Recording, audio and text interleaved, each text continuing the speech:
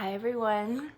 Um, this is my first postpartum video log with Winter Story Olsen.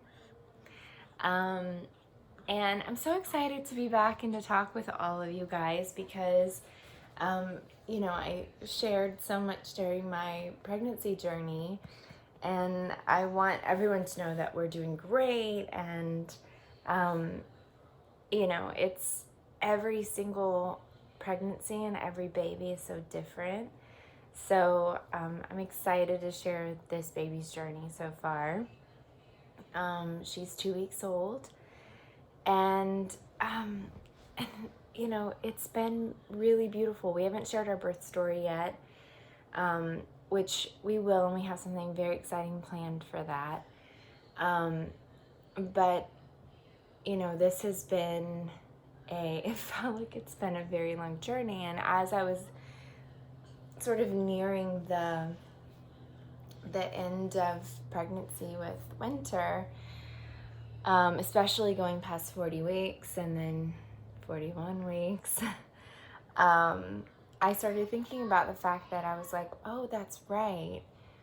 It was September of 2019 when I found out that I was pregnant with the baby that we ended up losing, the pregnancy loss. And that baby we lost in, I think it was November 1st of 2019, and then I found out I was pregnant again on Christmas Day. So, I started thinking about it, and I was like, wow, I guess it kind of feels like I've been pregnant or had this sort of sense of wanting to have our baby here with us for like a year, since September. So it's like definitely trying to keep my head on straight at the end there, but I was anxious and excited to meet her. And the fact that it was during this pandemic and there was some nerves about being at the hospital and being exposed to COVID. Here, do you want some milk? Oh, hi. Do you want some milk? I'm talking to some people here. There you go. There you go. How's that? Better? So with all of that, I was definitely a little bit nervous, but just trying to think positively and keep that stuff out of my head. But I wanted to know that she was okay, that she was healthy, that I was going to be okay. So those things were kind of building up inside of me. But we had her, and it was amazing, and it was intense. But it was fantastic. And these first couple of weeks have been really beautiful, and a lot of reasons why is because we decided to and are able to do the first 40 days at home. And so I've been eating very nourishing foods, a lot of soups, a lot of warming foods. We have Sonia, who's one of my best friends, and she's our nanny and doula, and she was our birth doula for the birth. And she has been making so many incredible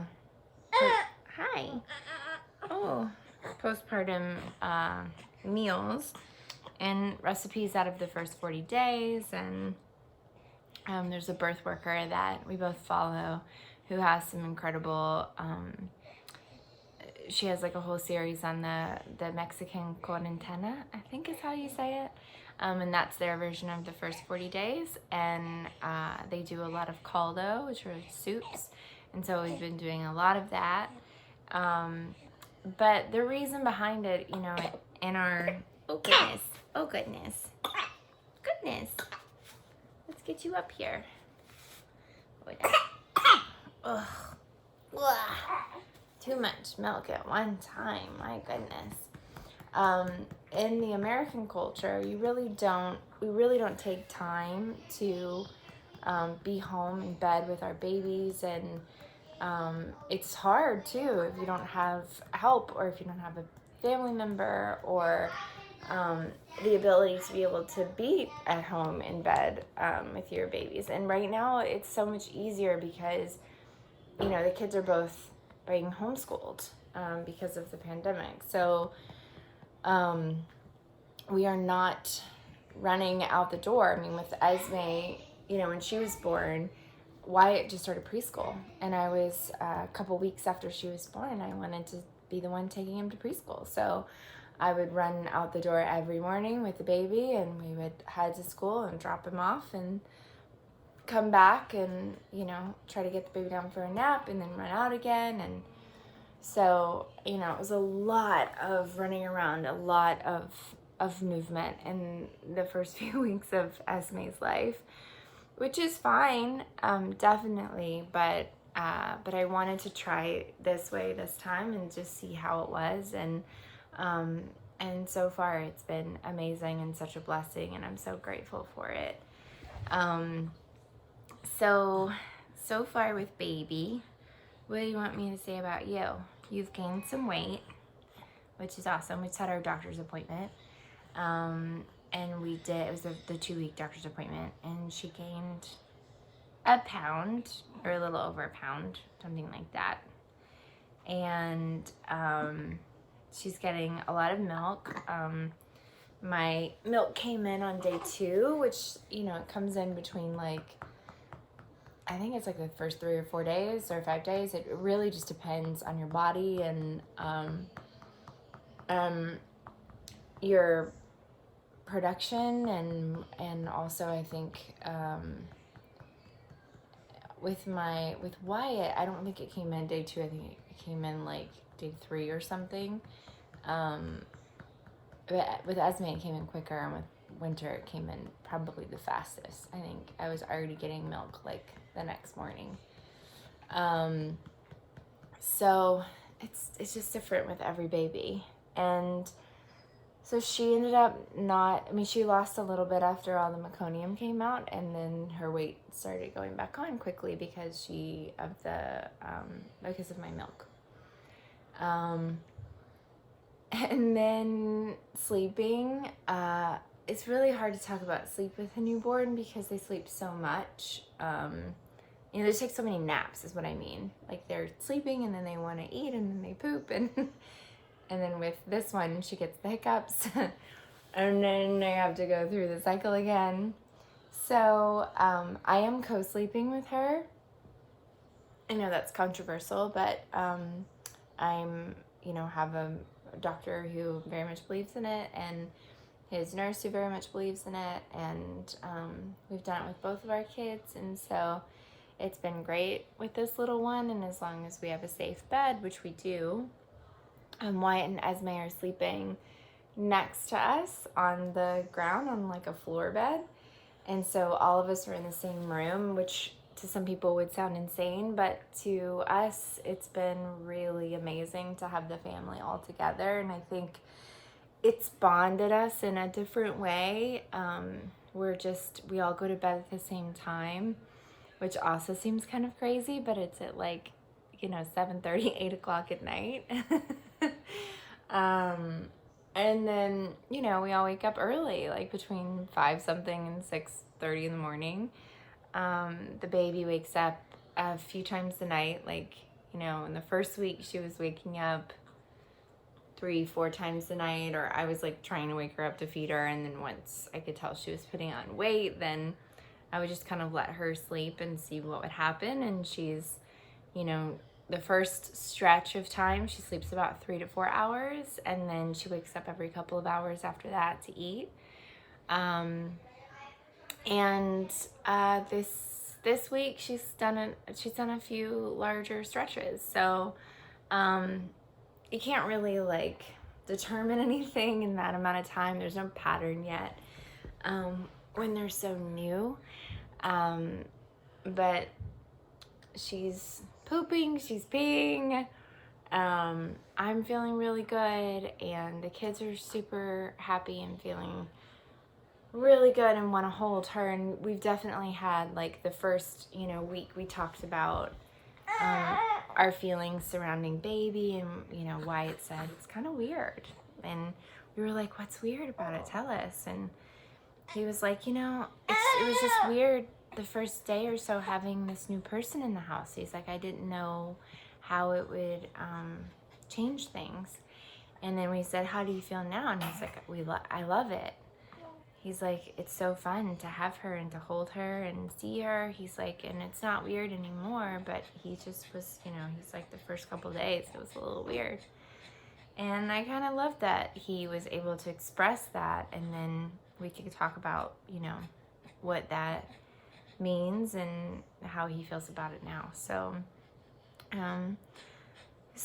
you have to know that I'm probably riding on a lot of pretty wonderful hormones at the moment. So this is my third. So also I'm definitely less stressed about everything with this one.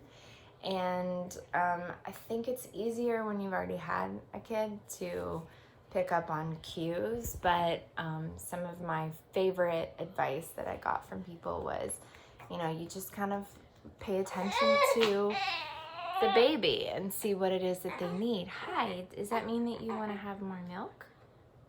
Because I don't think you pooped. So do you want to have more milk? Should we try that? Okay. And so you try different things. Maybe she doesn't want milk right now. Maybe she wants to be burped, or maybe she wants me to stand up. But I'm going to try. And here you go. Let's see. I have this thing where I make this noise to get her to drink. Because oh goodness. Is it coming a little fast? There we go. Okay. Oh, it's okay. There we go. And it seems to get her to latch on. I don't know if it's just in my head. It could just be in my head. So I'll probably do another one of these in the next 2 weeks and give you more of an update of what's going on with her and what's going on with me. I think it's important when you're in postpartum to check on yourself mentally and physically, and I'm really trying to do a lot of laying down, just not only to rest my body, but to heal my body, because, right after you have a baby, all your organs are displaced and need to find their way back, and your abs are splayed open, and a lot of standing can push everything forward, and that can accentuate the diastasis recti. So I am working on slowing everything down this time around and trying to really heal and protect my body, but also allow myself the time with baby number 3 to bond and allow her time with the kids, to be, when they come in here for snack or lunch or to hang out after school, like they just want to hold her, and I always say, great, let's do it. And obviously I protect her in a safety way of like, let's not poke her in the eye or pinch her cheek but I want them to have that time to just sit and bond with her too. And it's much easier to do if I'm kind of parked in one place and allowing this space of just, let's just be here together. And I definitely understand that that this is a privilege to be able to do this, because we have Sonia here, who's incredible and so loving, and she's, like family for us. We don't have any family that lives here that could help us out. So it's really nice to be able to have that so that we can all be together and introduce this baby to the world in this way. And everybody does it different. And this is definitely different than I've done it the other 2 times. With Wyatt, I was on my own a lot because Eric was working 16 hours a day, sometimes 12, 14, 16 hours a day. So, so it's really nice to try it a different way each time. but more to come. And I'm excited to share our birth story with all of you. And I would love to open it up for questions from you guys if you want to ask anything about postpartum or baby, or if there's just anything that you're curious about. If you're pregnant and you want to know, what I'm eating, I can talk about that too. And then I also had my placenta encapsulated, so I'm taking my placenta pills and vitamin T and my prenatal vitamins every day, and a probiotic too. So if there's any questions that you have, submit them to us, direct message, or you can email us at hello@yoursandmama.com, and we can go from there. But thank you, and I'll be back soon.